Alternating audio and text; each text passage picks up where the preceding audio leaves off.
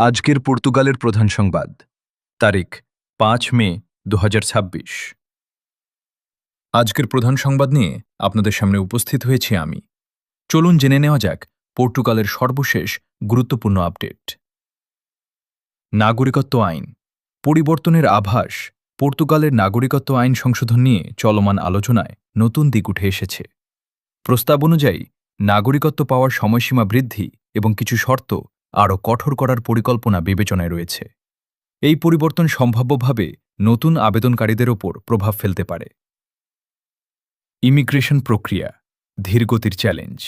Immigration সংস্থা AIMA এর কার্যক্রমে ধীরগতি এখনও অনেক আবেদনকারীর জন্য উদ্বেগের কারণ হয়ে দাঁড়িয়েছে। রেসিডেন্সি কার্ড পেতে দীর্ঘ সময় লাগায় অনেকেই কর্মসংস্থান ও দৈনন্দিন জীবনে সমস্যার সম্মুখীন হচ্ছেন। টিভিডি ড্রাইভার পেশাগত অনিশ্চয়তা বৃদ্ধি। ডকুমেন্টেশন সংক্রান্ত জটিলতার কারণে টিভিডি ড্রাইভারদের একটি বড় অংশ বর্তমানে অনিশ্চয়তার মধ্যে রয়েছেন। বৈধ কাগজপত্র আপডেট না থাকলে বিভিন্ন প্ল্যাটফর্মে কাজ চালিয়ে যাওয়া কঠিন হয়ে পড়ছে। শ্রমবাজার ইমিগ্রেন্টদের চাহিদা অব্যাহত। পর্তুগালের পরিবহন, ডেলিভারি এবং নির্মাণসহ বিভিন্ন খাতে ইমিগ্রেন্ট কর্মীদের প্রয়োজনীয়তা এখনও উল্লেখযোগ্য। সরকার কর্মী সংকট মোকাবিলায় নীতিগত পদক্ষেপ গ্রহণের দিকে নজর দিচ্ছে।